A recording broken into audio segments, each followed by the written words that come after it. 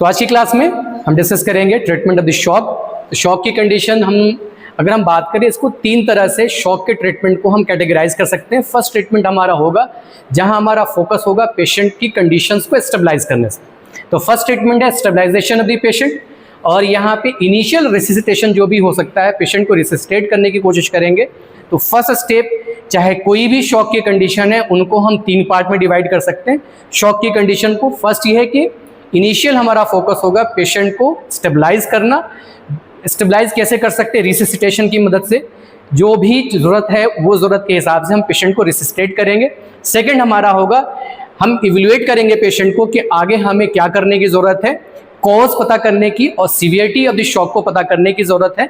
तो हम second stage हमारा होगा जहाँ पे अर्ली रिसिसिटेशन आपने कर लिया, सेकंड हमारा फोकस होगा on the assessment of the severity of shock, on the assessment of severity and cause of the shock. तो हमारा फोकस किस पे होगा? सेकंड मैनेजमेंट हमारा होगा, सेकंड फेज हमारा होगा ट्रीटमेंट का, जिसमें हम फोकस करेंगे पेशेंट से रिलेटेड जो कॉज है, जो शॉक के लिए रिस्पॉन्सिबल है, उसको आइडेंटिफाई करना, साथ साथ में सीवियरिटी को आइडेंटिफाई करना। थर्ड जो हमारा फोकस होगा, यहाँ हम ट्रीट करेंगे स्पेसिफिक कॉज को। जहाँ हमने कॉज पता कर लिया, तो थर्ड हमारा ट्रीटमेंट फोकस होगा उस कॉज को ट्रीट करना। तो तीन तरह से हम शॉक को ट्रीट कर सकते हैं, या शॉक का ओवरऑल ट्रीटमेंट हम तीन पार्ट में डिवाइड कर सकते हैं। फर्स्ट हमारा इनिशियल ट्रीटमेंट होगा, ये फोकस्ड होगा पेशेंट की कंडीशन को स्टेबलाइज करने में। हम इसको कैसे कर सकते हैं? रिसिसिटेशन की मदद से करेंगे। जब आपने पेशेंट को रिसिसिटेट कर लिया, पेशेंट स्टेबल हो गया, तो सेकंड हमारा फोकस होगा सीवियरिटी ऑफ द शॉक को असेस करना। पेशेंट का हम एग्जामिनेशन करेंगे, उसकी हिस्ट्री लेंगे, साथ साथ में जो आपके पास इन्वेस्टिगेशन है उसकी हेल्प लेते हुए, रेडियोलॉजिकल या ब्लड इन्वेस्टिगेशन की हेल्प लेते हुए सीवियरिटी ऑफ द शॉक का पता लगाएंगे। उसके बाद जब कॉज पता चल जाता है, तो थर्ड हमारा फोकस होगा उस स्पेसिफिक कॉज का स्पेसिफिक ट्रीटमेंट पे।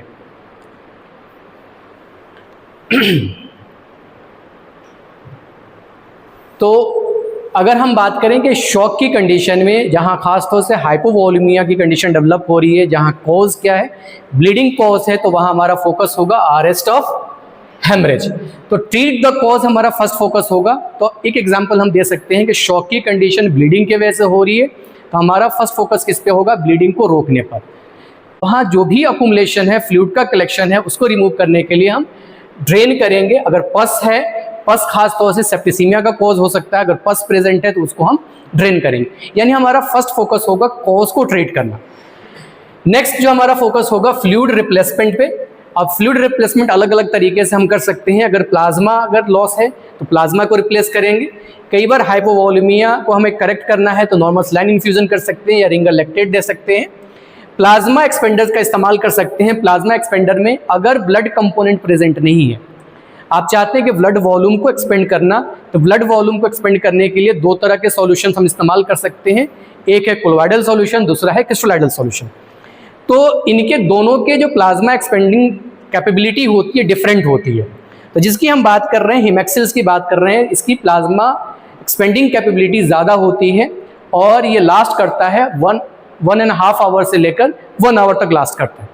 जो हम क्रिस्टलोइडल सॉल्यूशन देते हैं वो इतना लास्ट नहीं करता। तो जहां हमें प्लाज्मा एक्सपेंशन चाहिए, तो अगर ब्लड प्रेजेंट है तो ब्लड हम इन्फ्यूज करेंगे, ब्लड प्रेजेंट नहीं है तो सब्स्टिट्यूट के तौर पर हम प्लाज्मा एक्सपेंडर के तौर पर हिमैक्सिल का इस्तेमाल कर सकते हैं। यहाँ मैक्सिमम 1 लीटर हम दे सकते हैं 24 आवर के अंदर, ये ध्यान रखना जरूरी है। तो जब भी हम हिमैक्सिल का इस्तेमाल कर रहे हैं या इस तरह के प्लाज्मा एक्सपेंडर का इस्तेमाल कर रहे हैं, तो हिमैक्सिल की अगर पर्टिकुलरली हम बात करें तो यहाँ 1 लीटर से ज़्यादा 24 आवर में हम ज़्यादा इन्फ्यूज़ नहीं कर सकते। इसका मतलब है कि इसके यूज़ की लिमिटेशंस हैं।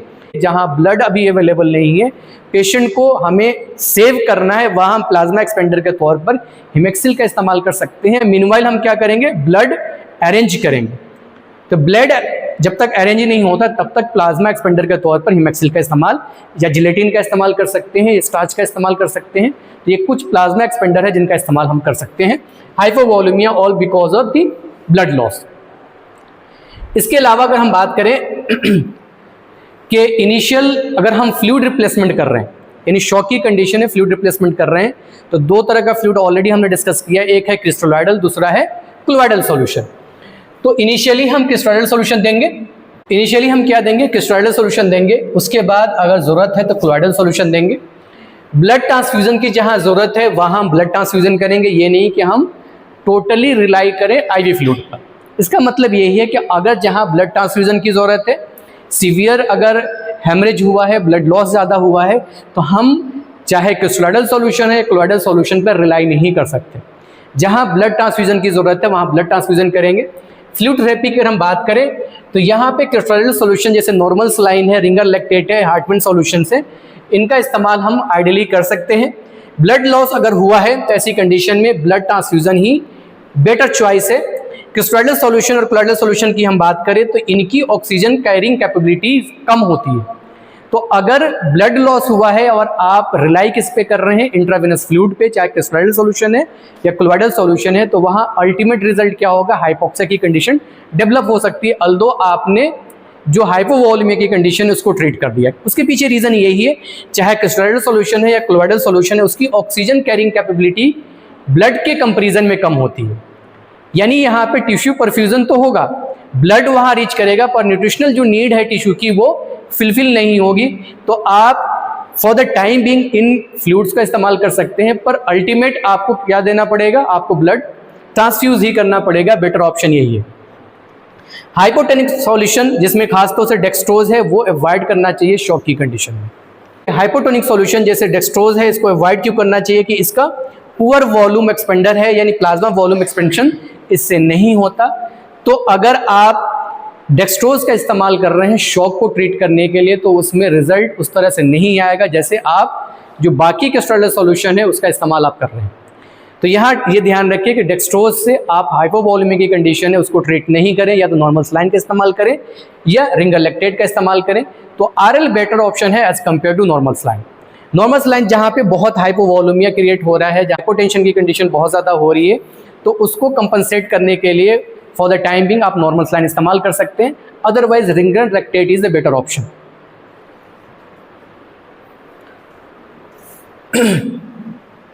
अब यहाँ जो रिस्पॉन्स होगा, जो आपने हाइपोवॉल्यूमिया की कंडीशन डेवलप हुई है उसको ट्रीट करेंगे, तो यहाँ डायनेमिक रिस्पॉन्स हम कैसे चेक करेंगे, यानी आपने जो इन्फ्यूज़न शुरू किया है उससे रिजल्ट आएगा नहीं आएगा, पेशेंट उसको रिस्पॉन्ड करेगा या नहीं करेगा, उसको हम कैसे चेक करेंगे। तो डायनेमिक फ्लूइड रिस्पॉन्स चेक करने के लिए हम इसमें 500 ml ऑफ फ्लूइड इन्फ्यूज़न करते हैं 10 मिनट्स तक। तो चेक कैसे करेंगे, हम 10 मिनट्स के अंदर 500 ml इन रैपिड इन्फ्यूज़न करेंगे। उसके नतीजे में अगर रिस्पॉन्स आना होगा तो रिस्पॉन्स दिख जाएगा, यानी पेशेंट की कंडीशन जो डेवलप हो रही है, शॉक की कंडीशन इंप्रूव हो जाएगी। कुछ पेशेंट्स के अंदर ट्रांजिएंट रिस्पॉन्स डेवलप होता है, यानी for the time being response develop होगा, वहाँ स्टेटस जो पेशेंट का इंप्रूव होगा और फाइनली कुछ ड्यूरेशन के बाद वो दोबारा से डिटोरिएट होगा, अपने ओरिजिनल स्टेट में डेवलप हो जाएगा। इस तरह की कंडीशंस को बोलेंगे ट्रांजिएंट रिस्पॉन्स। ये 3 तरह का रिस्पॉन्स डेवलप हो सकता है। तो डायनेमिक फ्लूइड रिस्पॉन्स चेक करते हैं, उसमें 3 तरह से कैटेगराइज करते हैं। रिस्पॉन्डर यानी जहाँ पे आपने 500 वॉल्यूम ऑफ फ्लूइड आपने इन्फ्यूज किया 10 मिनट्स तक, वहाँ पेशेंट के वाइटल्स इंप्रूव हो रहे हैं, पेशेंट की कंडीशन इंप्रूव हो रही है, तो इस तरह की कंडीशंस को बोलेंगे रिस्पॉन्डर। जहाँ ट्रांजिएंट रिस्पॉन्डर बोलते हैं, इसका मतलब ये है कि कुछ देर तक कंडीशन इंप्रूव होगी, दोबारा से कंडीशन डिटोरिएट होकर जहाँ से आपने शुरुआत करी थी वहाँ से वहीं वापस आ जाएगा।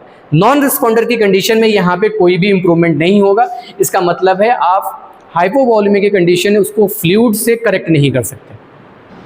ये शॉक की कंडीशन, इसमें आपको कुछ ऑल्टरनेटिव मेथड इस्तेमाल करने की ज़रूरत है, आप फ्लूइड से ही उसको करेक्ट नहीं कर सकते। तो 10 मिनट्स काफ़ी होता है आपको जस्टिफाइड एक्शन लेने के लिए, या आपको डिसीजन मेकिंग के लिए जो टाइम है 10 मिनट्स काफ़ी है। उसमें आप ये टेस्ट जो हम कहते हैं, जिसको डायनेमिक फ्लूइड रिस्पॉन्स टेस्ट कहते हैं, उसकी मदद से आप पेशेंट का रिस्पॉन्स देख सकते हैं। अगर रिस्पॉन्स आ रहा है तो आप फ्लूइड पर रिलाई करेंगे, अदरवाइज अदर वे सोचकर आप उस कंडीशंस को ट्रीट करने की कोशिश करेंगे। इसके अलावा जो हाइपोवॉल्यूमिक की कंडीशन होगी उसको ट्रीट करने के लिए आइनोट्रोपिक ड्रग्स का इस्तेमाल कर सकते हैं, जिसमें डोपामिन इस्तेमाल कर सकते हैं, डोबुटामिन इस्तेमाल कर सकते हैं, या एड्रेनलिन इन्फ्यूजन हो सकता है। ये सारे वेसोप्रेसर्स हैं, यानी ब्लड वेसल्स को कॉन्ट्रैक्ट करेंगे, उसके नतीजे फाइनली जो हाइपोटेंशन की कंडीशन होगी वो इम्प्रूव होती है। ऐसे ही अगर हम बात करें कि यहाँ जो एक कंडीशन इसको बोलते हैं सेप्टिक शॉक की कंडीशन को बोलते हैं डिस्ट्रीब्यूटिव शॉक। तो डिस्ट्रीब्यूटिव शॉक की कंडीशन में इस्तेमाल आप कर सकते हैं, पर जो बाकी टाइप ऑफ द शॉक की कंडीशन है वहाँ इस्तेमाल नहीं कर सकते। जो एड्रेनलिन है या डोपामिन है, डोबुटामिन है, पर्टिकुलरली आप कहाँ कर सकते हैं, mainly in case of septic shock, ये इंप्रूव करेगा सेप्टिक शॉक की कंडीशन में। सेप्टिक शॉक की कंडीशन है तो वहां आप रिलाई कर सकते हैं डोपामिन पर, डोबुटामिन पर या एड्रेनलिन पर। करेक्शन, दिस सेकंड फोकस हमारा होगा, नेक्स्ट फोकस होगा correction of acid base balance. Acidosis की कंडीशन डेवलप हो सकती है, उसको करेक्ट करेंगे। अब एसिडोसिस की कंडीशन अगर डेवलप हो रही है तो ऐसी कंडीशन में ब्लड इन्वेस्टिगेशंस कराने की जरूरत है, उससे ही आप आइडेंटिफाई कर सकते हैं, या आर्टीरियल ब्लड गैस स्टडी आप करा सकते हैं, एबीजी इसको बोलते हैं, उसके बिहाफ पे आप डिसाइड कर सकते हैं कि एसिडोसिस है, कीटोसिडोसिस है या नॉर्मल कंडीशन है। तो अगर एसिडोसिस की कंडीशन डेवलप हो रही है तो हम इन्फ्यूज करेंगे 8.4% सोडियम बाइकार्बोनेट, ये इंट्रावेंशनली हम देंगे, और ये मेथड हमारा होता है एसिडोसिस को करेक्ट करने का।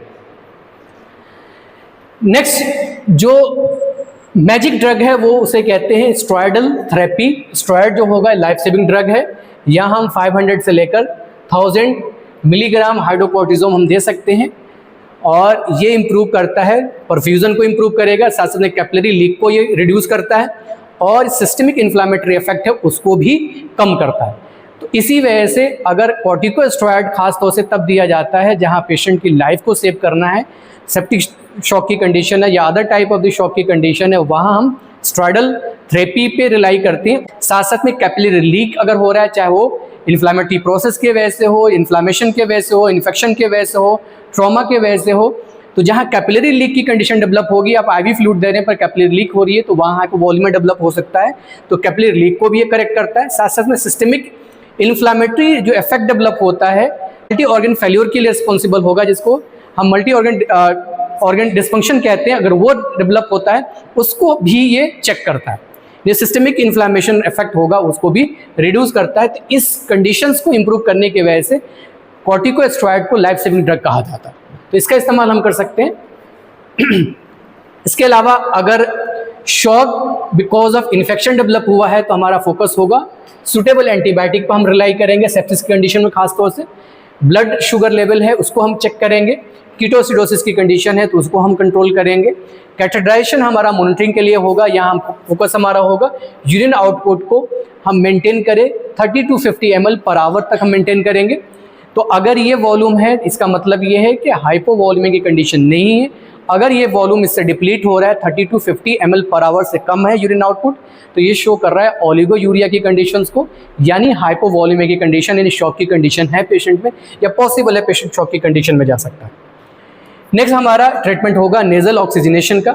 ये बेसिकली ऑक्सीजनेशन को और वेंटिलेटरी सपोर्ट, ऑक्सीजनेशन और वेंटिलेटरी सपोर्ट की मदद से हम अचीव कर सकते हैं, या इंटेंसिव केयर के अंदर हम खासतौर से नेजल ऑक्सीजनेशन दे सकते हैं। जहाँ पे सैचुरेशन लेवल पेशेंट का फॉल कर रहा है तो आप नेजल ऑक्सीजन प्रोवाइड कर सकते हैं।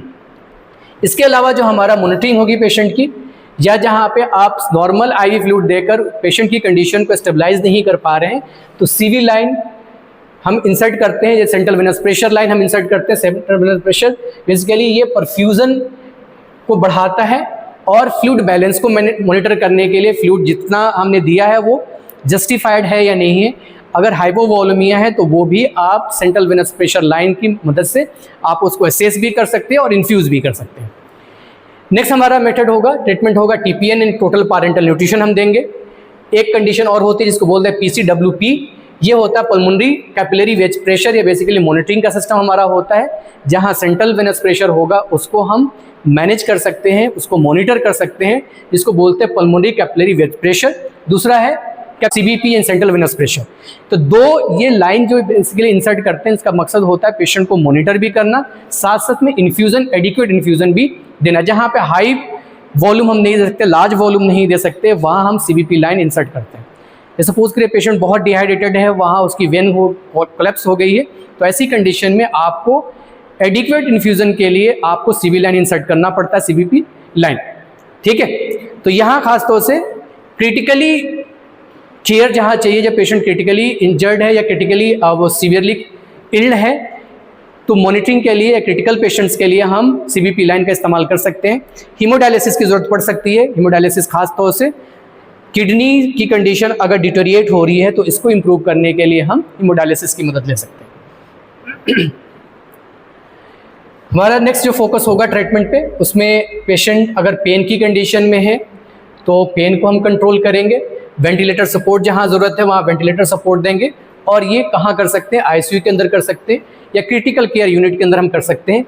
हम यहाँ स्ट्रेस को रिड्यूस करने के लिए आईवी इंजेक्शन में हम रेंट्रीडिन दे सकते हैं या हम पीपीआई दे सकते हैं। ऐसे ही एक्टिवेटेड सी प्रोटीन हम इन्फ्यूज़ कर सकते हैं। और अल्दो ये कॉस्टलियर है पर ये बेनिफिशियल होगा, खासतौर से prevention of release of inflammatory mediators और इन्फ्लामेटरी रेस्पॉन्स होगा उसको कम करेगा। तो एक्टिवेटेड सी प्रोटीन हम दे सकते हैं ऐसी कंडीशन में। इसके अलावा हम मास्क इस्तेमाल कर सकते हैं। बेसिकली मिलिट्रली एंटी शॉक ट्राउज़र होता है, एक ट्राउज़र होता है जो हम लोअर लिम्ब के अंदर पेशेंट को इंसर्कल करते हैं।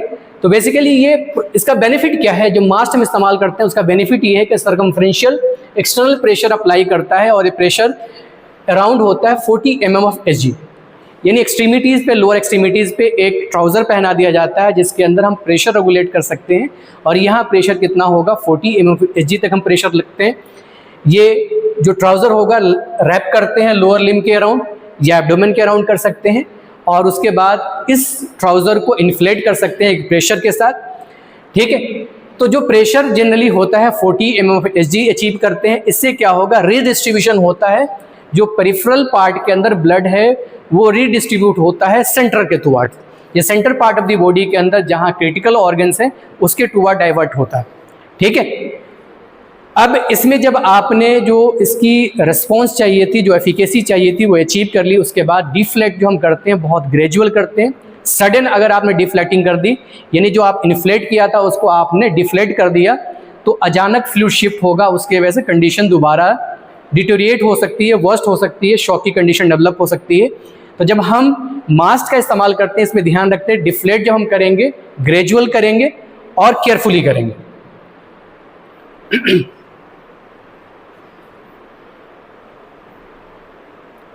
एक ये मैंने ऑलरेडी बताया था वेसोप्रेसर्स, खासतौर से डोबुटामीन जो इस्तेमाल करेंगे, खासतौर से कहाँ करेंगे, हम इस्तेमाल करें शॉक की कंडीशन जो सेप्सिस के नतीजे में डेवलप हो रहा है, हेमरेजिक शॉक की कंडीशन में इस्तेमाल नहीं करेंगे, ये ध्यान रखें। पेशेंट की मॉनिटरिंग हम कर सकते हैं ईसीजी की मदद से, पल्स ऑक्सीमीटर की मदद से, ब्लड प्रेशर हम मॉनिटर कर सकते हैं, इन्वेसिव ब्लड प्रेशर मॉनिटरिंग कर सकते हैं जैसे सीबीपी या पीसीडब्ल्यूपी की मदद से। यूरिन आउटपुट का हम ध्यान रखेंगे, कैपिलरी रिएक्शंस का ध्यान रखते हैं, सीरम इलेक्ट्रोलाइट वैल्यू असेस करेंगे और आर्टेरियल PO2 यानी partial pressure of the oxygen और partial pressure of carbon dioxide, ये भी हम एनालाइज करेंगे। और ये कैसे कर सकते हैं, एबीजी की मदद से। अब सेंट्रल वेनस प्रेशर का थोड़ा सा डिस्क्रिप्शन यहाँ पे मैं इंक्लूड करना चाहूँगा। तो यहाँ हम करते क्या है कि मेथड होता है राइट आर्टेरियल प्रेशर को मेजर करने का। जो सेंट्रल वेनस प्रेशर जिसे हम डिस्कस थे, सीवीपी लाइन हम कह रहे थे, उसका मकसद क्या होता है कि राइट एट्रियल जो प्रेशर होगा उसको हम मॉनिटर करते हैं।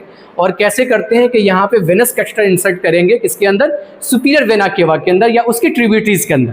तो सुपीरियर वेना केवा के अंदर हम कोशिश करते हैं एक वेनस कैथेटर इंसर्ट करें। और ख़ास तौर से सीवीपी मॉनिटरिंग के लिए जो वेन हम चूज़ करते हैं वो है कौन सा, internal jugular vein. Internal jugular vein को चूज़ करते हैं, यानी उसके अंदर एक ओपनिंग बनाएंगे, वहाँ से हम वेन जो वेनस कैथेटर है उसको इंसर्ट करते हैं। तो ये तो जो वेन हम चूज़ कर सकते हैं वो है इंटरजुगुलर वेन या इंफ्रा क्लेविकुलर सब क्लेवियन वेन है, उसको चूज़ कर सकते हैं। कई बार बेसिलिक वेन का भी हम बेसिलिक वेन को भी चूज़ करते हैं, पर यहाँ जो वेनस कैथेटर होगा वो लॉन्गर साइज का होगा, यानी लॉन्ग कैथेटर का इस्तेमाल करते हैं जिसकी लेंथ क्या होगी, 60 सेंटीमीटर।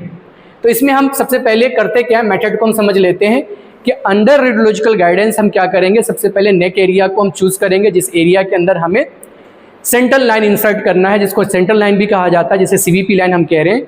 तो सबसे पहले आप एंटीसेप्टिक सॉल्यूशन लेंगे, जिससे क्लीन करेंगे। थोरो क्लीन करने के बाद पेशेंट को हेड अप पोजीशन में रखते हैं, पेशेंट का जो हेड होगा उसको एलिवेट करते हैं।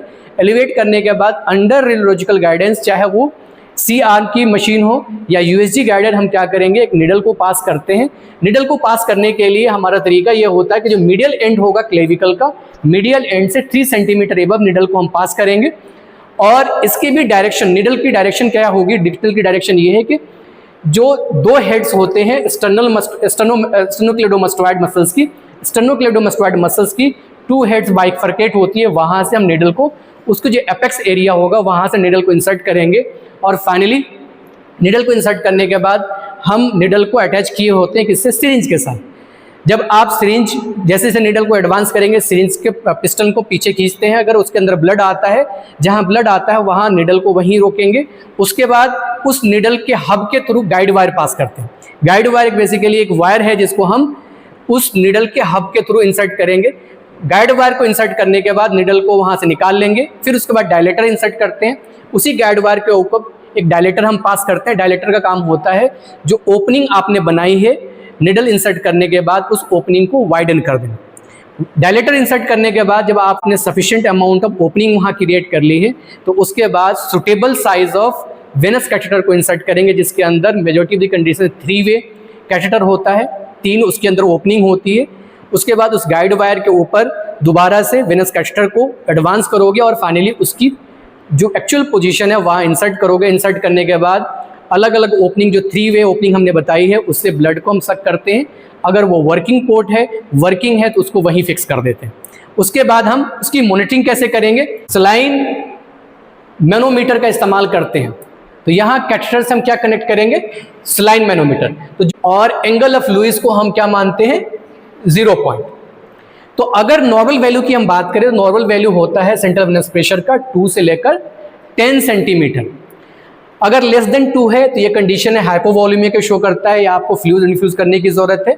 अगर मोर देन 10 है यानी जो सलाइन मैनोमीटर रखा है उसके अंदर प्रेशर क्या शो हो रहा है? More than 10। इसका मतलब ये है कि आपने हाइपर इन्फ्यूजन कर दिया है, फ्लूइड ज़्यादा इन्फ्यूज कर दिया है, तो आपको उसको करेक्ट करने की ज़रूरत है, फ्लूइड को रेस्ट्रिक्ट करने की ज़रूरत है, फर्दर फ्लूइड देने की ज़रूरत नहीं है। तो नॉर्मल वैल्यू क्या है? 2 से 10 है, 2 से लेस है तो हाइपोवॉल्यूमिया है, 2 से ज़्यादा है तो हाइपर परफ्यूजन स्टेट है, वहाँ फ्लूइड को रेस्ट्रिक्ट करने की ज़रूरत है। तो क्रिटिकली इल पेशेंट के अंदर हम उसका सेंट्रल वेनस प्रेशर इस तरह से मेजर करते हैं CVP लाइन की मदद से। तो क्लास यहीं तक, नेक्स्ट क्लास में कुछ और डिस्कस करेंगे।